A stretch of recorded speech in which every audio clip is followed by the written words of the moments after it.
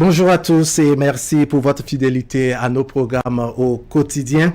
De la question de la révision de la Constitution à la polémique liée à la démolition de la maison de l'huissier à Gbogba à Togbin sur la route des pêches, en passant par la transition de l'analogie au numérique, sans oublier les derniers développements de la situation qui prévaut aux frontières bénino-nigériennes malgré la levée des sanctions de la CEDEAO. Eh bien, chacun a sa façon de voir les choses. Les commentaires et analyses des uns et des autres sur ces sujets d'actualité vont presque dans tous les sens. Difficile parfois de tenir le bon bout dans cette flopée d'informations faites de vrais et de moins vrais. Une réalité qui de temps en temps oblige le gouvernement à livrer sa part de vérité à l'effet de recentrer le débat. Et c'est visiblement ce qui fait venir par ici Wilfried Léandre Ngbeji. Il est le porte-parole du gouvernement. Wilfried Léandre Ngbeji, bonjour. Bonjour, monsieur Alipara. Eh bien, merci pour votre disponibilité sur cet exercice. Je l'ai noté, il est traditionnel et habituel. J'ai le plaisir de co-conduire cet exercice avec Osias Sounouvou de la télévision nationale. Osias, bonjour.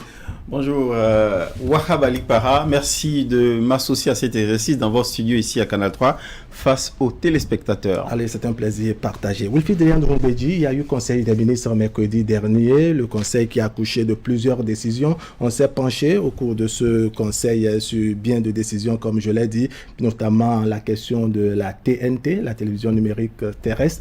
De quoi s'agit-il exactement, puisqu'on entend parler du basculement de l'analogie au numérique?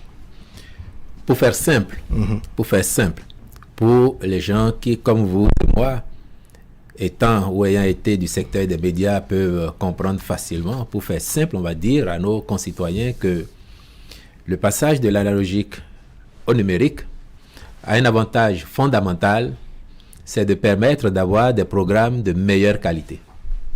En réception télé chez vous, vous avez de la meilleure qualité d'image et de son. Les spécialistes disent que le numérique, lorsque les conditions de réception sont remplies, permet d'avoir des images au moins 5 fois meilleures à celles que l'analogique permet d'avoir. D'accord. Le numérique permet par ailleurs une bonne gestion des spectres électromagnétiques, évite les interférences au maximum quand les conditions d'installation sont bien remplies, de telle sorte que vous n'avez pas une chaîne qui chevauche sur l'autre, et puis à l'arrivée, vous pouvez même sur une seule fréquence avoir plusieurs chaînes. Donc, il y a un gain de qualité et d'efficience avec l'implémentation du numérique. Aujourd'hui, au point où nous en sommes, c'est de constater que le gouvernement a pris toutes les dispositions qu'il fallait depuis quelques années en mettant en place les infrastructures, en discutant avec les éditeurs et en faisant le processus tel qu'il l'a planifié pour que toutes les conditions soient remplies aujourd'hui dans notre pays afin que la diffusion des programmes de nos télé puisse se faire de façon numérique. Depuis au moins un an, donc depuis février 2023, les conditions étaient déjà remplies et les essais avaient commencé. Et pendant un an, on a pu expérimenter cela en même temps que la diffusion analogique se poursuivait. Donc les deux modes étaient en cours, sont en cours, je dirais même jusque-là.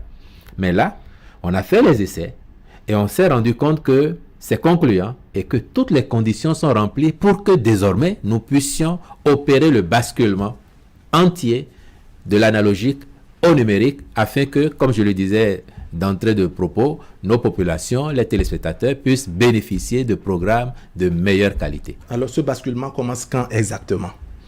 Nous avons indiqué que, en fait, il a commencé. Mais maintenant, à partir du 1er avril, il va s'intensifier parce que zone par zone, on va décrocher à telle enseigne que autour du 15 août 2024, nous ayons réussi totalement le basculement et que les programmes chez nous soient entièrement numériques désormais à partir de cette échéance du 15 août 2024. Est-ce que c'est à cette échéance que vous indiquez, monsieur le porte-parole du gouvernement, avec l'avantage du confort d'accès à des images de qualité, à des programmes de qualité et en offres multiples, est-ce que cela va se conjuguer aussi avec un confort d'accès par rapport au coût du boîtier ou du décodeur qui va permettre d'accéder justement au programme de la TNT? Belle question, monsieur Sounouvou.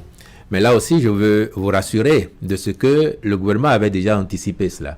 Déjà, pour les kits qui sont en place aujourd'hui, il y a eu un effort substantiel de la part du gouvernement qui a renoncé aux droits de douane, qui a renoncé à la TVA sur tous les équipements importés dans notre pays pour favoriser l'accès à la TNT à nos populations. De sorte que les kits qui sont vendus aujourd'hui, ceux que le gouvernement lui-même a acquis, parce que le gouvernement en a acquis un certain nombre, dispatchés dans toutes les mairies de nos 77 communes, et il y a des privés qui ont été homologués par la HAC pour qu'on s'assure que le matériel qu'ils font venir correspond aux normes et spécifications que nous avons retenues. Donc le gouvernement avait déjà fait un premier effort en délaissant toute taxe et droits de douane sur ces équipements-là, de sorte que le prix auquel ils sont cédés est un prix déjà subventionné. Mais j'ai une bonne nouvelle pour vous, c'est que en faisant le point de l'étape où nous en sommes, et pour être certain que nous pouvons enfin faire le basculement total, le chef de l'État a instruit la ministre du numérique et de la digitalisation et le ministre de l'économie et des finances à l'effet de voir encore s'il n'est pas possible de faire une action supplémentaire en subventionnant davantage ce qui est déjà disponible comme équipement sur le terrain. Et là, je vous le dis, les études ont été faites, les simulations ont été faites, et nous sommes aujourd'hui acquis à l'idée qu'un effort pourrait être fait encore. Et très certainement que dans les prochains jours, vous allez entendre une nouvelle décision du gouvernement qui fera que les équipements de la TNT vont pouvoir être acquis par nos populations à un prix en dessous de celui pratiqué actuellement, qui est de 13 500 francs, avec toutes les exonérations que le gouvernement avait déjà faites là-dessus. C'est à 13 500 francs, et je peux vous dire que si le point d'atterrissage prévu par les réunions qu'il y a eu, les discussions qu'il y a eu est maintenu, on devrait l'avoir largement en dessous de 10 000 francs CFA. Alors, M. Wilfried Léandre Ngouedi, est-ce à dire qu'à part le gouvernement, sinon l'État central et les sociétés agréées ou autorisées par le gouvernement, il n'y aura pas d'autres personnes pour commercialiser ces équipements? Cette question est posée pour voir comment réellement soulager, je dirais, la bourse des populations.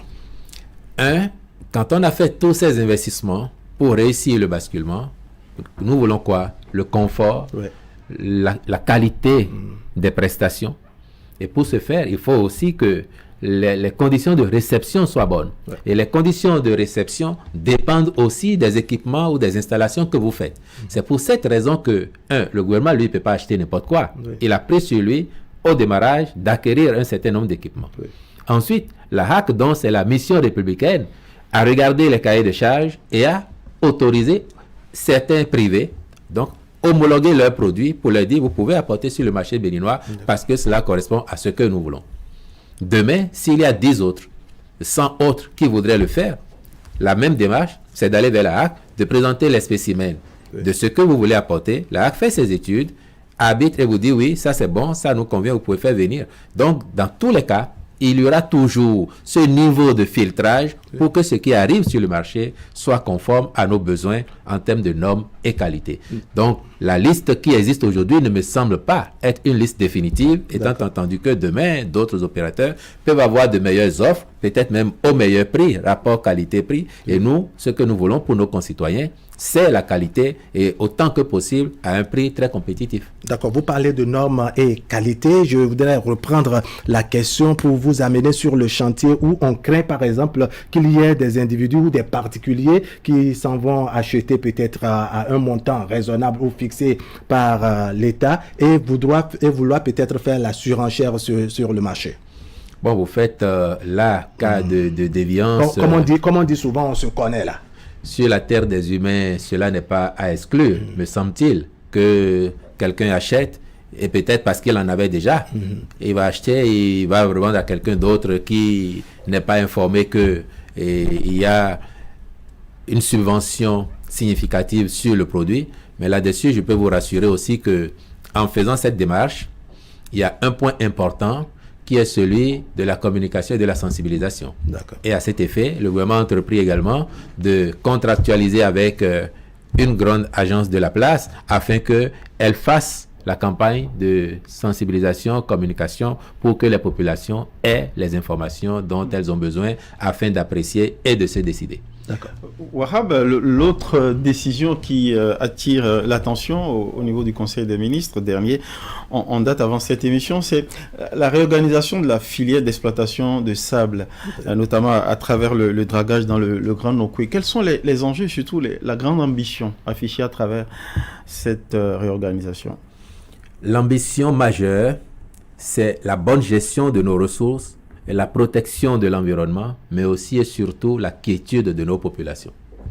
On sait très bien qu'aujourd'hui, il y a une multitude d'acteurs et dans presque toutes les localités où il y a cette activité d'exploitation des ressources, notamment le dragage de sable, vous ne verrez pas d'unanimité entre les populations riveraines et les acteurs. Moi, j'en connais. Et j'habite un quartier où ça se fait aussi d'ailleurs. Donc, je reçois régulièrement les voisins, l'association de développement qui arrivent pour porter telle ou telle doléance, telle ou telle situation à mon niveau.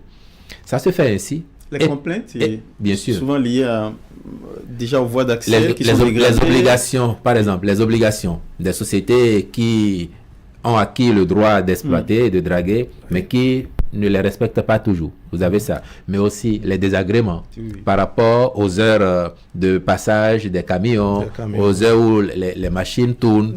Tout ça, les désagréments également sur, je dirais, les habitations dans l'environnement. Tout à fait. C'est un tout. C'est un tout. Mais aussi, après, les communes qui n'ont pas ce qui doit leur revenir. Peut-être parce qu'il n'y a pas de traçabilité réelle, il n'y a pas un suivi conséquent de ce qui est fait, de sorte que les quantités extraites peuvent être minorées, les chargements effectués pour les clients peuvent ne pas convenir aux quantités demandées pour lesquelles on a payé, ainsi de suite. Donc, c'est un ensemble d'observations que le rapport a permis de faire relativement à cette activité. Et comme vous savez que ce gouvernement, quand même, il veut toujours faire les choses de façon conséquente. Il s'est dit, pour le bien de nos populations, pour le bien du pays, pour le bien de nos communes, il sied de regarder cette situation de plus près et de faire les réformes nécessaires afin que, à terme, tout le monde trouve son compte. L'État, les communes, les populations, mais aussi les prestataires qui demain pourront être retenus dans le cadre de la réorganisation de cette activité et du secteur lui-même, et qu'un juste milieu soit trouvé pour satisfaire tout le monde à l'arrivée. En résumé, sur ce chapitre, qu'est-ce qui a été retenu concrètement?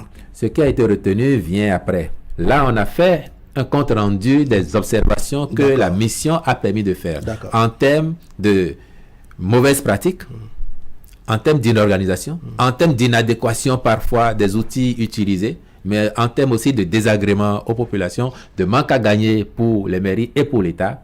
Et maintenant, vous avez vu dans les recommandations, le premier point, c'est de dire qu'il y aura un décret pour réorganiser à l'échelle du Grand Nokoué, tout au moins pour commencer l'activité. Et ça, également, ça viendra incessamment. Il est déjà préparé, il a été étudié, il y a des retouches à y faire et incessamment, il devrait revenir. D'accord. Alors, Ozia Sounouvou, on va faire un pas en avant pour aborder ce sujet qui a fait grand bruit sur les réseaux sociaux. Dans la zone de Togben, il y a eu la démolition de la maison de maître Agbogba, huissier de justice. Comme je l'ai dit, Wilfried Léon Hungbedi, c'est un dossier qui a fait grand bruit sur les réseaux sociaux. On veut la part de vérité du gouvernement parce que beaucoup de choses ont été dites. Les droits ont-ils été violés? Quel impair le gouvernement aurait-il commis? Enfin, les services officiels auraient-ils commis? Bien. Chacun, effectivement, a vu sur les réseaux sociaux cette vidéo devenue virale de notre compatriote. Mais je crois que, passé l'émotion, il est utile de restituer les choses dans leur contexte afin que les uns et les autres comprennent qu'en l'espèce, il n'a été point question de sauvagerie ou de méconnaissance des droits d'un citoyen tel que cela a été prétendu. Je ne vais pas refaire l'histoire du périmètre du projet de développement de la route des pêches, ni en particulier l'histoire de ce périmètre de la zone de Togben dite zone 4. Toujours est-il qu'à un moment donné, l'État a pris la décision de réintégrer cette zone dans le périmètre du projet route des pêches. À partir de ce moment-là, la déclaration d'utilité publique a été faite et conséquemment les expropriations. Certains de nos concitoyens avaient déjà acquis des parcelles, d'autres avaient construit, d'autres n'avaient pas construit. Certains sont même venus construire après. C'est un constat que l'on peut faire. Mais dans tous les cas, quand il y a expropriation, il doit y avoir préalable et juste dédommagement. Oui. C'est ce que la loi prescrit. Les services compétents de l'État ont engagé les procédures nécessaires en l'espèce pour recenser toutes les personnes affectées par le projet, leur demander ensuite de participer à la démarche qui doit aboutir au dédommagement des uns et des autres. D'accord. Vous avez dû noter que dans la zone, si vous la connaissez bien, c'est quand même en plusieurs hectares, une vingtaine au moins, vous avez dû remarquer qu'il y avait, que ce soit les habitations ou les parcelles vides sur lesquelles étaient apposés des plaques, vous avez dû remarquer qu'il y avait quand même quelques centaines de nos concitoyens là. À l'arrivée, il n'y a plus des centaines qui n'aient pas été prises en compte. Alors, que s'est-il passé? Certains ont fait la démarche comme cela a été demandé, de bout en bout, et ont été dédommagés. D'autres n'ont pas voulu s'associer, ont essayé de faire du dilatoire, de la résistance pour ne pas participer parce que c'est une zone qui intéresse les uns et les autres, on veut bien y rester. Donc, ils ne se sont pas soumis à l'exercice. Les services compétents, la commission d'expropriation, les services qui s'occupent des dédommagements ont fait les relances qu'il faut et il vous souviendra que même à un moment donné, passé les délais, le ministre du cadre de vie a fait à nouveau un communiqué pour donner un nouveau délai supplémentaire aux derniers qui étaient encore là, ils étaient 2-3, pour avoir à libérer les lieux. Faute d'avoir l'accompagnement de ces personnes, l'administration a dû se porter devant la Cour spéciale des affaires foncières, qui est compétente en matière foncière dans le Grand Okoué et dans certaines autres communes voisines, comme Toribo-Sito. Et la Cour spéciale des affaires foncières, dans le processus de réédition de sa décision, a dû s'assurer que pour les personnes qui n'avaient pas encore été dédommagées, consignation de leur argent, donc la contrepartie, a été faite. S'il n'y avait pas de consignation, la Cour aurait considéré que l'État, l'administration n'a pas rempli sa part du boulot. D'accord. Et n'aurait certainement pas rendu les ordonnances qui ont permis d'aller intervenir, parce qu'il faut le dire. Donc, c'est sur la base de décisions judiciaires in fine que l'administration a pu aller faire ces opérations. Donc, il apparaît clairement que, oui, au jour d'aujourd'hui, certains n'ont pas eu l'argent, mais ce n'est pas parce que l'État n'a pas mis l'argent à disposition. Ce n'est pas parce que l'administration n'a pas organisé le dédommagement comme cela est prescrit par la loi. C'est parce que les personnes concernées ne se sont pas associées à la procédure. Mais, même dans ce cas, cet argent a été consigné auprès de la Caisse des dépôts et consignations. De sorte que si aujourd'hui, que ce soit M. Agbogba, que ce soit M. Ouessou, que ce soit un autre, s'ils vont faire les formalités nécessaires, le processus de dédommagement va se mettre en branle et la commission fera ce qu'il faut pour que leur argent soit viré sur leur compte. Mais vous ne pouvez pas dire que vous n'avez pas reçu l'argent ou que l'argent n'est pas allé sur votre compte si en amont, vous n'avez pas fait les formalités subséquentes afin d'être payé. Le vrai problème, c'est que certains de nos concitoyens, et vous avez entendu M. Agbogba le dire clairement, certains d'entre eux disaient il faut nous maintenir dans le périmètre du projet. C'est ça. Ou bien nous maintenir, ou bien le ministère du cadre de vie va nous construire notre maison à l'identique avant qu'on bouge. Ce que prescrit la loi, c'est le dédommagement. Or, en l'espèce, et pour le cas de M. Agbogba tout au moins, qui a circulé, une évaluation a été faite, contestée, une réévaluation a été faite, et le montant à dit d'espère a été fixé pour le dédommagement. À partir de ce moment-là, l'espèce est l'arbitre entre l'État et les parties concernées.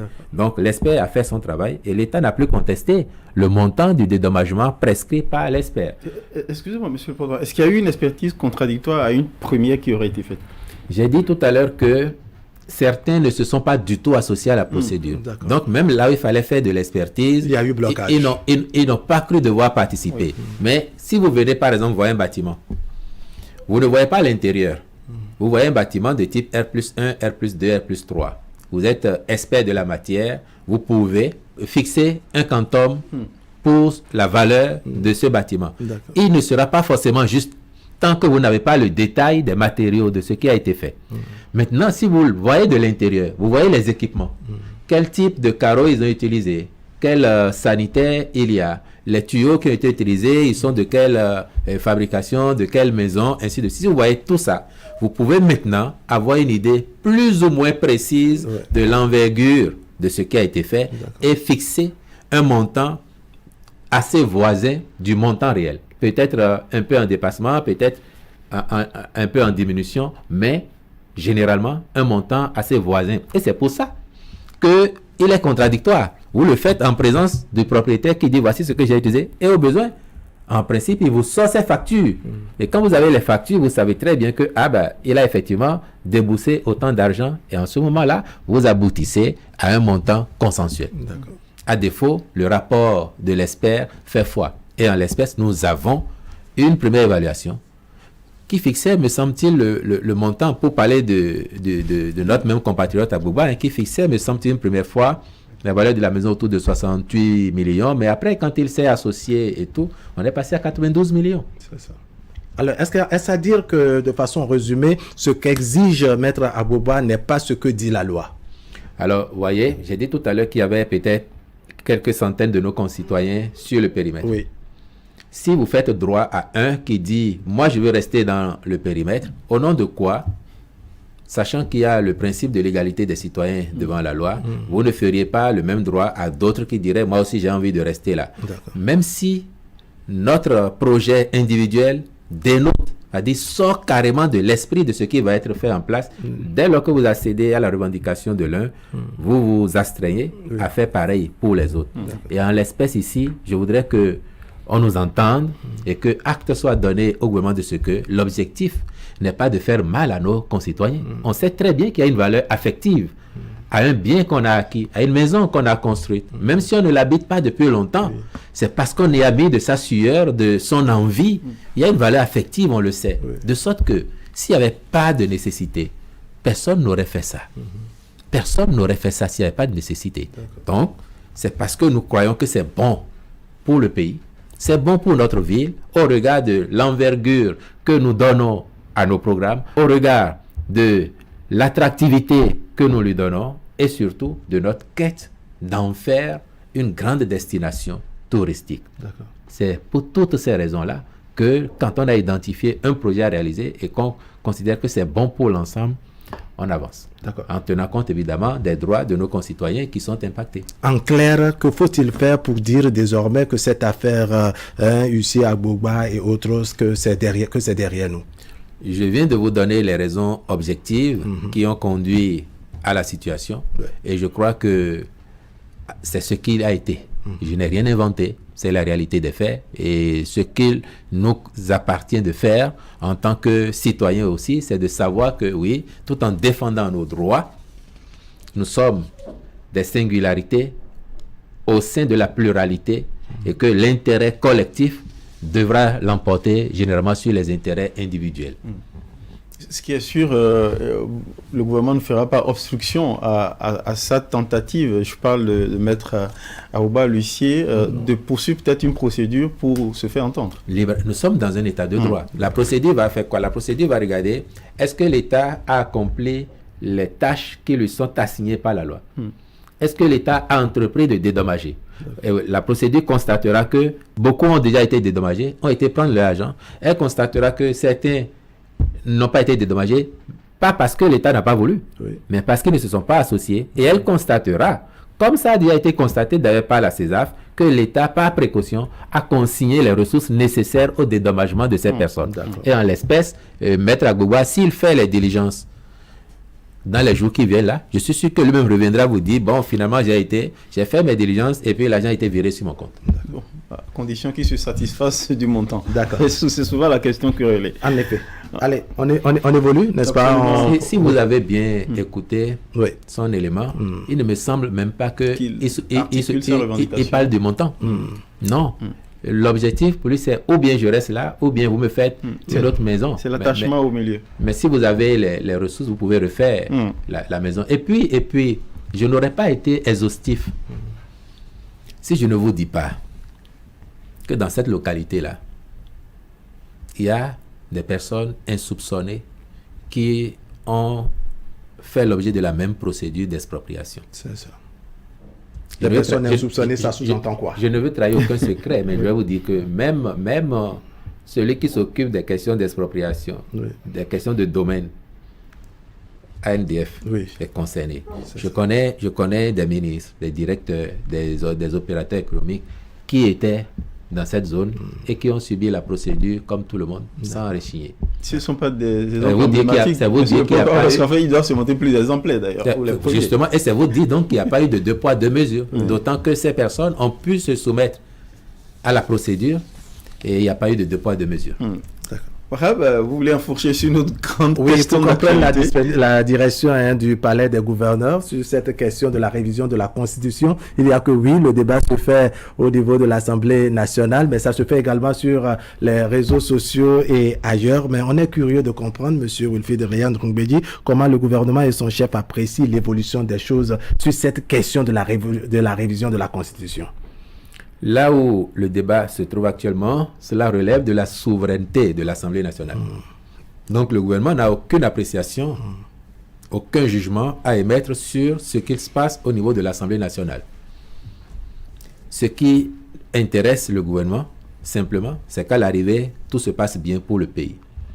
Le chef de l'État a eu l'occasion de dire sa religion sur le sujet. Je ne veux pas d'une révision constitutionnelle dans le contexte actuel au regard de tout ce que cela suscite, même quand c'est malsain et fait à dessein. Je n'en veux pas. Mais je ne suis pas député. Si les députés se retrouvent et font une révision, qu'elles tiennent compte des fondamentaux à ne pas toucher. Limitation du nombre de mandats, limitation de l'âge.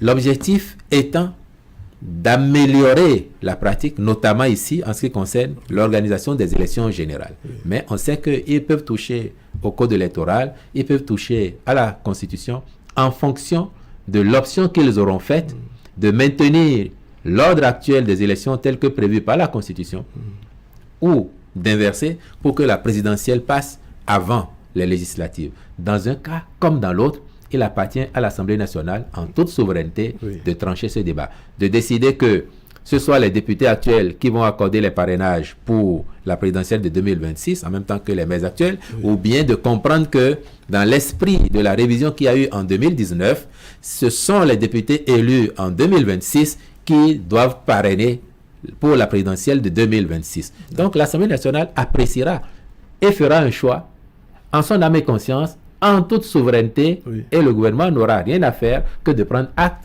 de ce qui sera sorti des débats et des délibérations de l'Assemblée nationale. Alors, je voudrais vous amener à analyser une fois de plus, je dirais, ce pan de votre développement sur la souveraineté. C'est tant et que il y a souveraineté, pourquoi l'État central, à travers le président de la République, il doit avoir injonction de ne pas toucher les fondamentaux? L'Assemblée nationale, pour ne pas dire les députés à l'Assemblée nationale, sont libres de toucher les aspects qui leur paraissent, je dirais, nécessaire, non, Wilfried Réan-Ndoumbédi? Ce n'est pas une injonction du président de la République. Ça n'est qu'un rappel. Parce que M. Wahab Ali Para, la Cour constitutionnelle, a rendu une décision dans ce pays, me semble-t-il, en 2013 ou 2014, demandant justement si révision il devait y avoir, dans un contexte où, on le savait manifestement, certains voulaient d'une révision opportuniste pour avoir la possibilité de ne plus se limiter à 2 mandats. La Cour avait dit... La même chose se dire à l'heure actuelle. Un instant, le contexte n'est pas pareil. La Cour avait dit, et cela avait valu à cette Cour-là des salves de ceux qui voulaient. La Cour avait dit qu'on ne touche pas à la limitation du nombre de mandats, ni à l'âge. Et puis, vous souviendrez de ce que le président de cette Cour n'a pas eu le bonheur de voir son mandat renouvelé. En effet. Vous avez cherché à comprendre pourquoi à l'époque? Cherchez à savoir. Maintenant, dans le contexte actuel, vous avez un président qui vous a dit depuis toujours qu'il n'en veut pas. Deuxièmement, le contexte lui-même politique ne s'y prête même pas. L'Assemblée nationale, sa configuration ne permet pas à un président là de le faire. Et par ailleurs, c'est ce que le chef de l'État vous a rappelé la dernière fois, M. Wahab Ali Para, vos confrères qui étaient face à lui. Nous avons mis dans la Constitution du Bénin, à l'initiative de M. Patrice Talon, qu'au Bénin, nul ne peut de sa vie effectuer plus de 2 mandats présidentiels. En République du Bénin. tant que c'est dans la Constitution là. Oui. Pas quelle alchimie, vous voulez voir quelqu'un faire un troisième mandat. Tant que cette phrase se trouve dans la Constitution, Oui. pas quelle alchimie. Oui. Maintenant, supposons que les députés favorables à M. Talon aient envie de sauter cette phrase Oui. qui boucle à tout jamais la limitation du nombre de mandats au Bénin. Supposons qu'ils aient envie de le faire. Même s'ils sont 81 Oui. à l'Assemblée, ils n'ont pas le nombre qu'il faut pour le faire si les députés de l'opposition ne s'associent à la démarche. Donc, vous avez tellement d'assurance, je dirais double niveau d'assurance pour que ce débat, chacun comprenne qu'il est inutile à faire dans le contexte d'aujourd'hui. Le président de l'Assemblée nationale actuelle avait indiqué lorsque il entrait en fonction au titre de cette mandature, Ouais. il avait indiqué que entre autres chantiers qui pourraient survenir au cours de la législature, il y aurait éventuellement La question de la révision une de la révision de la Constitution qui tienne compte justement du respect des fondamentaux, que j'ai indiqués. Donc l'Assemblée nationale est dans son rôle et le gouvernement et son chef D'accord. ne sont demandeurs d'aucune révision qui permettrait à M. Talon de faire un troisième mandat. Alors, qu'est-ce qui, selon vous, Wilfried Léon de Ndédi, justifie cette, je dirais, cette forme de crise de confiance, en dépit de ce que le président Patrice Talon a dit, en dépit de ce qui est inscrit dans la Constitution, on continue de penser que la révision de la Constitution telle que voulue par les députés à l'Assemblée nationale et autres, c'est une façon de chercher un troisième mandat à Patrice Talon. Je viens de vous donner des raisons qui vous montrent que cela est impossible. Bien, mais en plus, Oui, la crise de confiance est née. il n'y a aucune raison qu'il y ait crise de confiance. Chacun connaît le président du parti Les Démocrates, non? Chacun le connaît, non? Moi, je vais vous rappeler, vous et moi, nous étions là. En 2007, vous n'avez pas vu qu'il a fait prêter serment à des députés qui ont été élus sur sa liste pour lui jurer fidélité au cours de la législature qu'ils ne vont pas changer de camp. Vous avez oublié ça peut-être. Maintenant, en tant que président du parti, qu'est-ce qui l'empêche, s'il a pu faire prêter serment aux gens hier, qu'est-ce qui l'empêche de leur prendre les procurations et de dire, bon, je ne fais pas confiance à certains d'entre vous. L'Assemblée nationale, on vote par procuration ou on vote en présentiel quand on est là. Il peut dire, et c'est déjà arrivé, non? En 2015, quand on a fait l'élection du bureau de l'Assemblée, vous n'avez pas vu le jeu des procurations. Maintenant, il peut dire, il y a certains à qui je ne fais pas confiance. Parce que je considère que eux là, c'est des chevaux de Troie. Ils vont soutenir la révision et peut-être qu'on va sauter tous ces verrous là. Ce sont les députés de son parti. Il n'a qu'à prendre leur procuration et donner à ceux à qui il a confiance pour qu'ils aillent faire. Mais visiblement, le manque de confiance n'est pas au niveau des députés, C'est où, alors? n'est-ce pas, de l'opposition. On Mais c'est pense où? que c'est au niveau du camp, en tout cas dans le rang de la mouvance, qu'il y a, Non, problème. mais si vous dites qu'il y a crise de confiance, Non, je ne fais que rapporter, n'est-ce pas, s'il ce y a qui se crise de dit. confiance au sein de la mouvance, ça voudra dire que la mouvance ne parle même pas de la même voix. Donc vous aurez des députés de la mouvance pour voter contre le projet s'il était question de sauter les verrous. On dit plutôt des députés de la mouvance qu'ils veulent réviser de la Constitution pour accorder un troisième mandat. Mais ils à n'ont pas le Patrice Talon. pouvoir de le faire, justement. Ils n'ont pas le nombre. Ils n'ont pas le pouvoir de le faire, M. Alipara. Sans la participation, je dirais, sans la En fait, complicité. Wahab Ali Para, lui, comprend ça. Sans la complicité des députés de l'opposition, ils ne peuvent pas le faire. Alors, Les députés du parti de M. Boni-Yahi, s'ils ne disent pas, bon, nous sommes pour que M. Talon reste au pouvoir, même s'ils le disent, Talon dit non. Il a déjà dit, même s'ils le disent aujourd'hui, il leur dira, ça ne m'intéresse pas. Mais supposons qu'ils veuillent le dire. Il faut qu'il soit en quantité suffisante pour dire et soutenir ça. Mais je vous ai dit, tant qu'il y a cette phrase dans la Constitution, nous sommes à l'abri de ce débat. Et ce n'est pas un débat utile pour nous aujourd'hui. Ce n'est pas un débat utile pour nous. Ce qui compte, c'est de travailler pour que le pays progresse, pour que nous vivions mieux, pour que les Béninois se sentent mieux chez eux, de plus en plus. C'est de ça qu'il s'agit. Alors, sur la question de la crise de confiance, en fait, surtout transposer au niveau du peuple, de l'opinion. Si on peut donner acte au gouvernement de respecter le principe de la séparation des pouvoirs et de considérer que l'Assemblée nationale et le Parlement se saisit de sa souveraineté pour connaître de cette question de la révision. Quand on sait que parallèlement, il y a aussi un texte de proposition de relecture du code électoral sur la table. Et justement, et provenant littéralement du même camp présidentiel. Ce gouvernement nous a habitués à de la cohérence. En tout cas, son camp politique. Et comment est-ce qu'on peut convaincre le Béninois, le citoyen ordinaire, qu'il n'y a pas là un jeu qui se joue D'accord, quelque chose qui se joue face à ces sortes de dichotomies de postures au sein de la même mouvance sur cette question. Ouais. Monsieur Sounouvou. Parce que c'est la parole publique, la crédibilité de la parole publique c'est ça l'enjeu en fait, ce qui se joue. Monsieur Sounouvou, la parole publique en l'espèce ne souffre d'aucun manque de crédibilité. Regardez bien quand la Cour a rendu sa décision. Pour corriger le problème soulevé, les discussions techniques ont amené à envisager 2 hypothèses. Donc, il y a 2 solutions possibles. 2 solutions possibles. Celle qui passe par la Constitution induit une réduction plutôt du mandat actuel du président de la République. Vous pouvez faire le choix de régler le problème par le code électoral, mais vous ne l'aurez pas réglé en restant fidèle à l'esprit de la révision de la Constitution de 2019 qui voudrait que les députés qui seront élus en 2026, quelques mois avant la présidentielle de 2026, soient ceux qui parrainent. Ça, c'est en toute bonne logique. Mais la conjoncture a fait que le fait que les dates mentionnées dans la Constitution et celles prévues dans le code électoral ne coïncident pas. C'est ça qui a généré ce problème.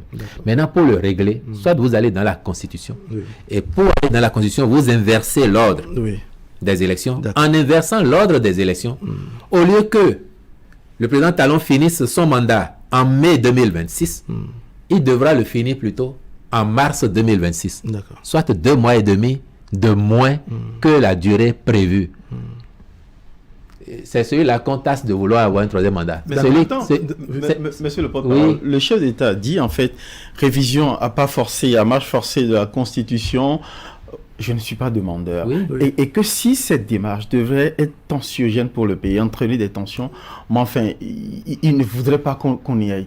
Quand il parle comme ça, on sent le chef de file d'un camp qui a une certaine impréhension, influence sur ses troupes. Pardon pour le mot, mais cette fois-ci, on sent qu'elle lui échappe. Non.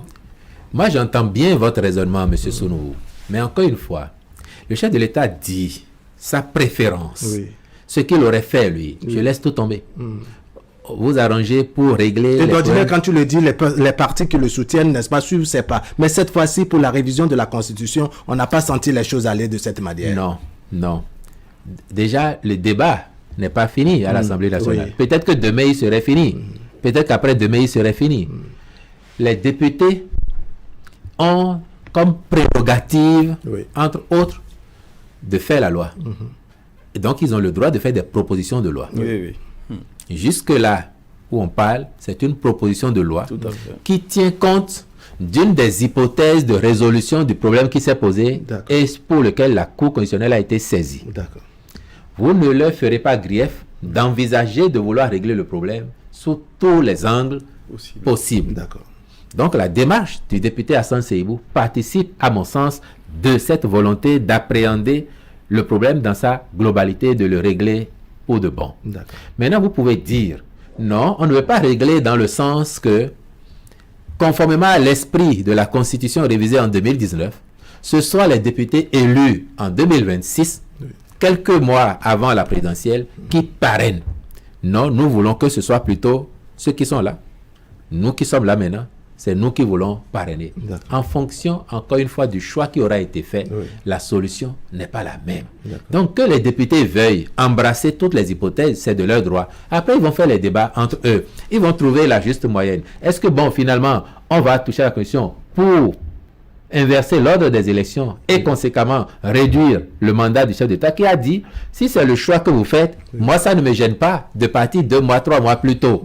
Maintenant, si vous ne faites pas ce choix et que vous voulez quand même que ce soit vous, vous trouvez la solution et puis nous, le gouvernement, il va s'incliner, le chef d'État, il va s'incliner. Alors, vous, Fidélien Ndoumbeji, c'est vrai, vous n'êtes pas député, mais vous êtes du camp présidentiel et il y a le procès qui est fait au camp présidentiel et c'est parti. On estime que la 8e législature, n'est-ce pas, qui a travaillé sur cette constitution, n'est-ce pas, était plus ou moins tranquille. On avait pratiquement les 2 partis, Bloc républicain et Union progressiste, favorables à Patrice Talon. Donc, il n'y avait pas de l'opposition. Ils avaient la tête tranquille pour bien, je dirais, toiletter, bien ficeler les choses. Qu'est-ce qui n'a pas marché exactement selon vous?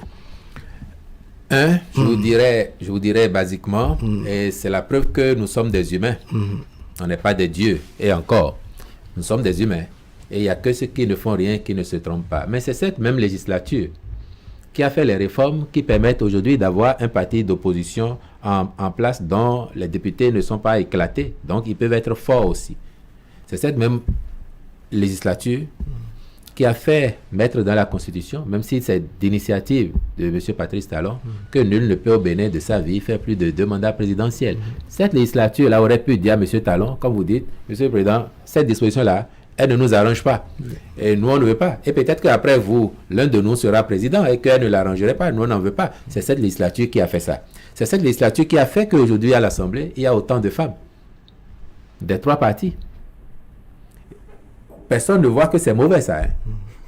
Maintenant qu'il y a eu cet écueil, et encore, peut-être que si dans le code électoral, les calculs avaient été faits, je dirais au millimètre près, mais au jour près, si les calculs avaient été vraiment affinés, peut-être que le débat ne se poserait pas. Parce que le vrai problème, ce n'est pas la Constitution.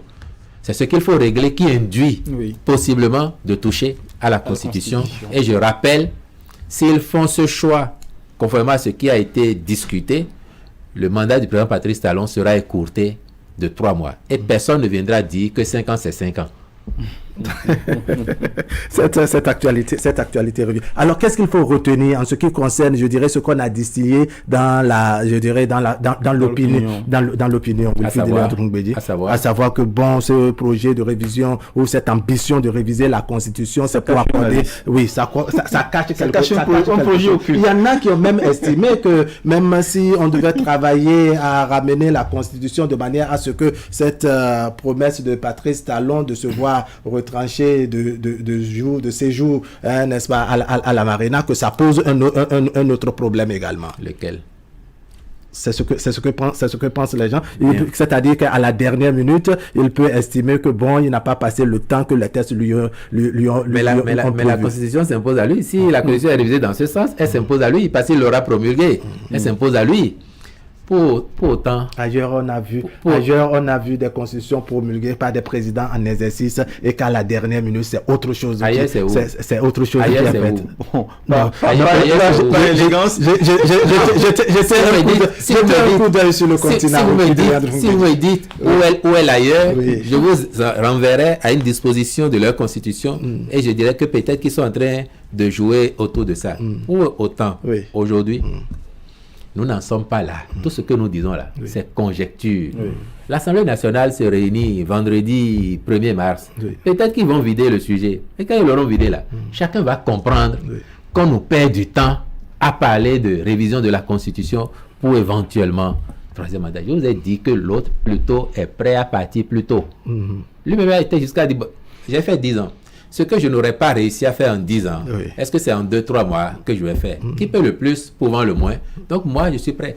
La preuve, et a posteriori, cela devrait vous convaincre, vous, définitivement de ce que la révision est intervenue en 2019, dans la perspective des élections générales, et qui a induit ce décalage du jour de prestation de serment, on a parlé de 45 jours, cela devrait vous convaincre définitivement de ce que ça a été fait de bonne foi. La plupart du temps, ce n'est souvent pas nous qu'il faut beaucoup plus convaincre, mais beaucoup plus les partis de l'opposition et autres personnes qui estiment que bon, il y a des manœuvres au niveau de la mouvance. À travers vous, on essaie justement d'expliquer, parce que c'est vous qui posez les questions qui permettent de faire ces développements, pour que nos compatriotes comprennent.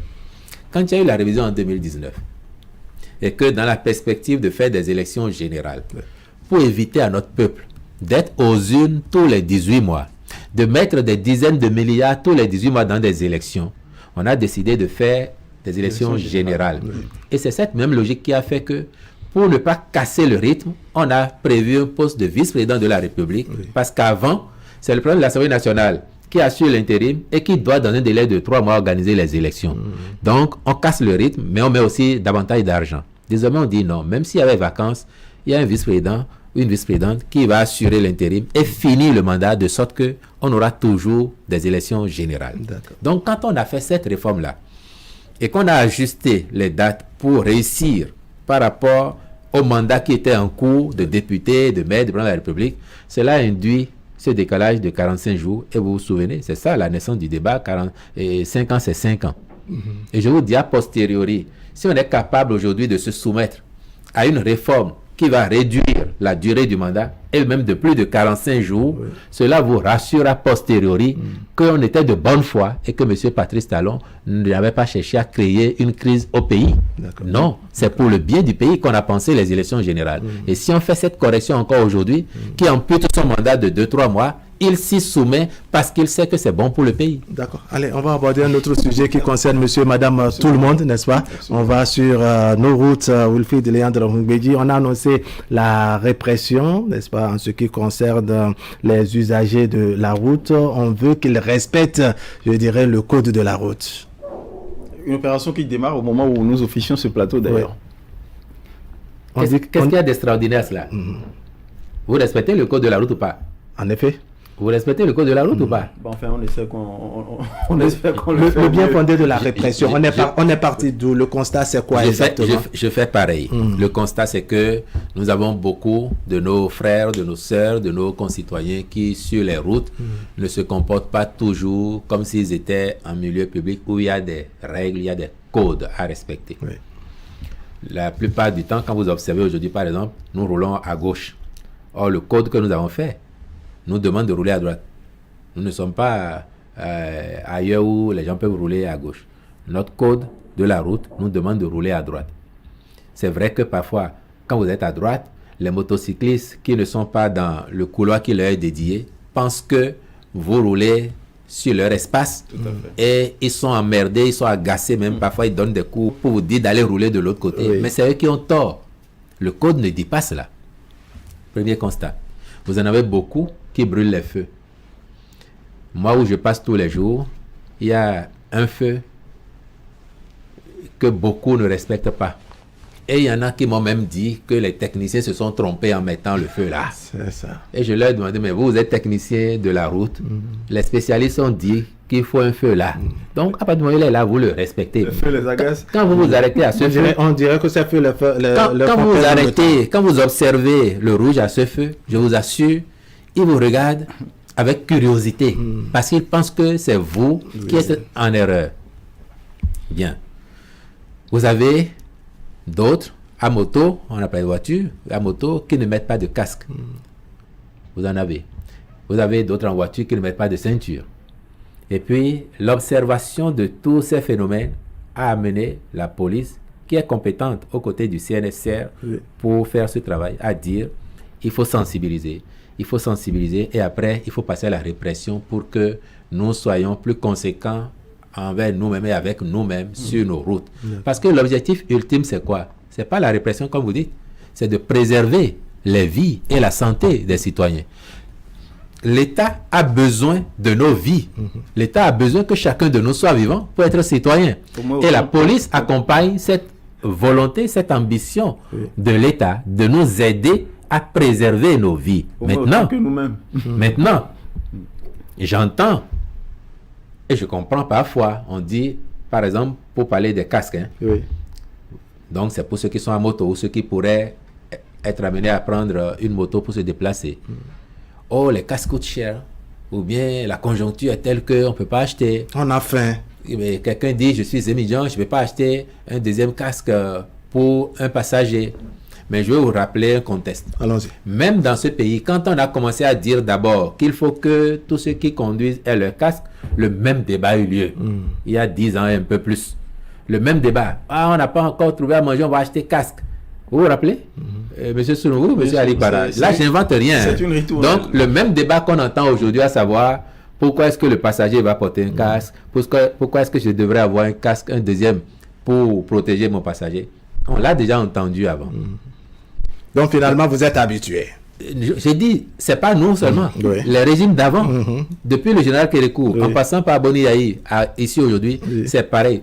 Il y a quelques années, donc, c'était ainsi. Pourtant, avec le temps, la plupart des motocyclistes, quand vous les voyez, ils ont leur casque. La plupart des motocyclistes, ils ont leur casque. Le même débat se fait maintenant sur les passagers ou le passager. Est-ce qu'il devrait avoir son casque? Mais est-ce que la vie de celui qui conduit est plus importante que celle de son passager? Toutes les vies se valent. Si on protège le conducteur, on a les mêmes raisons de protéger le passager. Et chacun devrait comprendre ça. Maintenant, même les citoyens, même dans leurs complaintes, ils comprennent la nécessité de porter le casque, de respecter les règles. Comprennent. Sauf que, en fait, ils souhaitent. Ils parlent de la morosité économique, des mesures d'accompagnement. Soyons concrets. Tout à l'heure, vous avez annoncé une subvention, par exemple, sur la TNT. Donc, on subventionne aussi les casques. Un produit vital. Dans ce contexte-là, qu'on regarde bien pour subventionner ou bien offrir les casques à tout le monde. On peut dégréver par rapport aux droits de douane. D'accord. C'est une idée. Il y a déjà des casques sur le marché. On a parlé de TNT tout à l'heure. La TNT, c'est quelque chose de nouveau qui devrait arriver et on a pris des mesures pour. Mais il y a toujours eu des casques vendus ici. Si aujourd'hui vous décidez d'exonérer, vous prenez qui? Soit l'État va acheter tous les stocks de tous ceux qui ont des casques, alors que parfois, vous voyez bien vous-même que c'est pas possible à faire. Par contre, chacun doit prendre les dispositions pour se protéger. C'est ce que nous faisons et c'est ce que nous demandons. Donc, il ne faut pas qu'un étudiant dise j'ai déjà mon casque, pourquoi est-ce que je devrais en prendre? Si vous n'avez pas un casque pour votre passager et que le passager vous arrête, s'il a son casque, c'est bon. Mais si tu veux rester à moto, il faut que tu aies ton casque. Et vous savez, vous savez, tout à l'heure, vous m'avez donné l'exemple d'un pays, je vous ai demandé de le citer, vous n'avez pas voulu. Je vous donne l'exemple d'un autre pays que je ne vous citerai pas non plus, mais qui n'est pas aussi loin que celui que vous n'avez pas voulu citer. Et que vous aussi, vous connaissez bien. Que je connais bien, que je ne vais pas vous citer. Quand vous y allez là, ils ne sont pas vraiment loin d'ici, hein. C'est au plus 3 heures de route. Allons-y. Quand vous y allez, vous ne verrez pas une seule moto dont les occupants n'ont pas de casque. Et là-bas, ça s'est réglé en une journée. Franchement, ça s'est réglé en une journée, sans le temps de sensibilisation que nous on fait ici. Du côté de l'Ouest. En une journée. Finalement, on est trop gentil par ici. Je dis pas ça. Nous, c'est pas, on respecte davantage nos citoyens, on sensibilise pour que chacun comprenne le bien fondé. Mais je vous dis, en une journée, ils ont réglé ça. Vous ne verrez personne. Et même là, il y a longtemps, pendant que nous ici encore se permettait de rouler sans casque, ils avaient déjà réglé ça depuis. Et quand on y allait, on se disait, mais pourquoi ils sont si différents? Alors regardez les ceintures. Est-ce que celui qui a sa voiture et qui ne met pas sa ceinture de sécurité, et c'est aussi un problème d'argent?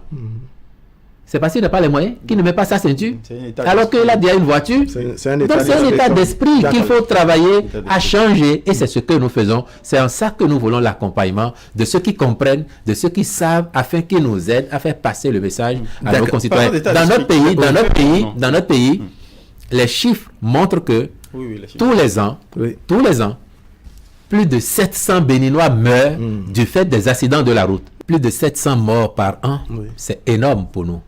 Nous aurions aimé avoir 0 mort sur nos routes chaque année. Et s'il devrait y en avoir, mais que ce soit le minimum possible. Plus de 700 morts au Bénin chaque année. C'est plus de 700 familles endeuillées.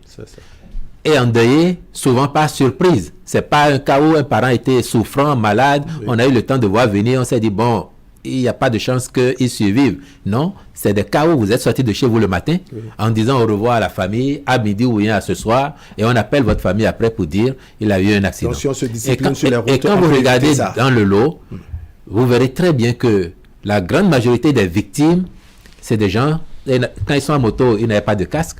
Quand ils sont en voiture, souvent, ils n'avaient pas la ceinture, ou alors ils faisaient excès de vitesse, de telle sorte que on considère, au niveau des services de la sécurité routière, on considère que c'est des morts évitables.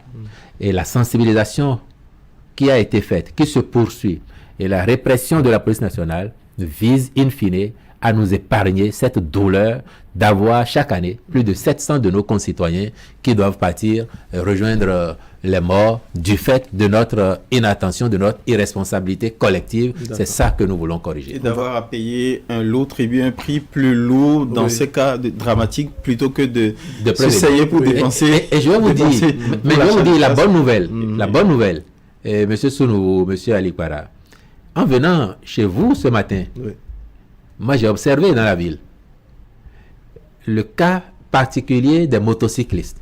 Et je peux vous certifier que même si la mesure n'est pas encore généralement admise, 50% des motos que j'ai vues aujourd'hui, non seulement le conducteur avait son casque, mais aussi le passager ou la passagère. On peut dire que petitement le message est entendu. Et ça, c'est quelque chose de formidable. Donc, je me dis que c'est possible. Dans quelques jours, nous allons avoir 100% de motos dont les occupants, les passagers ont leur casque. Donc, nous allons avoir des voitures qui roulent comme il faut dans leur couloir de circulation, qui dépassent par la gauche, qui ne font pas d'excès de vitesse, et nous allons devenir vraiment des citoyens responsables. Alors, nous avons la dictature du temps, on y rappelle comme ça, Ozias Sounouvou. On va aborder maintenant la question de la CEDEAO et des réalités au niveau du voisin du Niger. Il n'y a qu'au dernier sommet, la décision de la CEDEAO, c'est de lever les sanctions après le coup d'État au Niger, mais on a senti que la partie béninoise a ouvert ses frontières, mais de l'autre côté, il y a quelque chose qui ne va pas. Qu'est-ce qui bloque?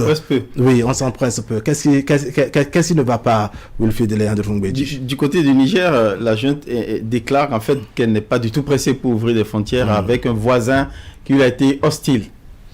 Bon, je sais me prononcer sur ce que le gouvernement du Bénin a fait. Et je sais vous dire là que nous avons été cohérents. Depuis le début, nous avons dit que le Bénin, pris isolément, n'a aucun problème avec le Niger. Aucun. Les peuples du Niger et du Bénin sont des peuples frères et nous voyons très bien aujourd'hui encore comment la coexistence pacifique a lieu entre ces peuples. Le Bénin a été amené du fait de la conjoncture sous-régionale, tenant compte des valeurs de notre sous-région mais aussi de ses valeurs propres, à faire ce que la communauté a décidé. Et nous nous sommes comportés ce faisant en état responsable de sa signature, de son propos, de ses engagements. Malheureusement, ça n'a pas été pour faire du bien aux populations nigériennes, parce que chacun a vu, lorsque la CEDEAO a pris ses sanctions, en espérant, peut-être étant trop optimiste, qu'au bout de quelques jours, elles feraient leur effet et que ce qui était demandé, à savoir le retour à la situation hantée au 26 juillet 2023, serait acquis au bout de quelques jours. La CEDEAO s'est rendu compte que ce n'était pas le cas, que plutôt les sanctions duraient dans le temps et les populations payaient un lourd tribut à ces sanctions. Et le Bénin a toujours dit, nous voulons être responsables. Nous ne pouvons pas nous permettre de faire autogol. Autant on ne peut pas le faire à notre équipe, à notre famille, autant on ne peut pas le faire à la communauté qui est la famille de l'ensemble des pays de la sous-région. Mais nous avions toujours dit que le jour où la CEDEAO se réunit et dit lever les sanctions, la seconde d'après, le Bénin exécute. Et nous avons fait exactement cela. Mais comment la CEDEAO en est arrivée là? Vous l'avez remarqué, parmi tous les chefs d'État de la CEDEAO, s'il y en a un qui s'est prononcé publiquement avant même cette réunion pour dire la situation devient critique, il faut faire quelque chose, il faut être réaliste, c'est le président béninois, c'est encore lui, qui a défendu les populations nigériennes, qui a pris le parti de soumettre à ses pairs au sein de la CEDEAO les difficultés qu'il y avait sur le terrain et de dire c'est ce que je vais plaider là-bas. J'ose vous le dire ici, mais c'est ce que je vais plaider. Donc on peut considérer que le Bénin a joué une partition essentielle dans la levée des sanctions et par la suite s'est dépêché d'ouvrir les frontières comme cela a été demandé. Alors évidemment, je ne peux pas dire pourquoi de l'autre côté on n'a pas encore ouvert, mais j'ai bon espoir que les autorités nigériennes sont sans doute en train d'apprécier des réalités domestiques et qui vont leur prendre le temps qu'il faut en attendant qu'elles agissent de leur côté pour que les populations recommencent à vaquer librement d'un côté et de l'autre à leurs activités. Alors, il y avait 3 membres du gouvernement, n'est-ce pas, qui étaient sur le terrain, n'est-ce pas, du côté de Malanville, si je ne me trompe, n'est-ce pas? Alors, qu'est-ce que cela a changé 48 heures après, je dirais, dans les habitudes de nos populations du côté béninois? Le déplacement des membres du gouvernement, c'était effectivement déjà d'aller constater qu'effectivement, il n'y avait plus aucun barrage du côté béninois. Que ce qui doit être fait par notre administration, dès lors que les consignes ont été passées, que cela a été fait. C'est pour ça que le chef de l'État a envoyé, et vous avez vu, il y avait 2 ministres d'État. Le ministre de l'Agriculture était de la partie parce que conjoncturellement, il allait regarder les périmètres rizicoles de Malanville pour voir quel appui il y aurait à faire à ceux qui interviennent sur ce périmètre. Donc, c'était d'aller voir. Et nous avons constaté que effectivement, l'administration béninoise a mis en œuvre les instructions qui ont été données. Donc, nous sommes cohérents avec nous-mêmes et avec la CEDEAO. Après, nous espérons que de l'autre côté, ce qui doit être fait le sera pour que la convivialité et la fraternité et qui ont toujours existé entre nos peuples redeviennent et ce qu'elles ont toujours été. Le gouvernement béninois va-t-il se contenter d'espérance? Je vois ce mot revenir dans votre bouche après avoir entendu le ministre d'État Abdoulaye Biaye aux frontières à Malanville. Vous n'allez pas vous contenter d'espoir ou d'espérance en croisant les bras. Il va falloir songer peut-être à mettre sur la table des questions qui fâchent pour solder les conséquences et les dettes laissées par justement le temps qui a trop duré avant ces décisions. Par exemple, du côté des marchandises et des opérateurs économiques, des deux côtés d'ailleurs. Entre les États, on sait le faire. On sait le faire. Nous avons agi immédiatement, conformément à ce que la communauté a décidé. Et s'il y a d'autres efforts à faire, ne comptez pas sur nous pour ne pas les faire. D'accord. Allez. Votre mot de conclusion, le temps est vite passé. Ben, je vous remercie pour l'opportunité que vous m'avez donnée de venir partager avec vous sur ces quelques sujets d'actualité, l'action, les motivations du gouvernement, les raisons qui fondent telle ou telle action. Et j'espère que grâce à vous, nous aurons réussi à apporter les clarifications nécessaires à nos concitoyens afin qu'ils comprennent davantage le bien fondé des décisions qui sont prises. D'accord. Ozia Sounouvou. C'est la fin, merci. Merci de m'avoir convié à cet exercice dans les locaux de Canal 3. Merci beaucoup à vous, Ozia Sounouvou. Merci beaucoup également à vous, Wilfried Léandre Moumbedji, porte-parole du gouvernement. Mesdames, Messieurs, ce serait tout pour aujourd'hui. L'information continue de part et d'autre. Merci pour votre traditionnelle fidélité. On se retrouve très bientôt.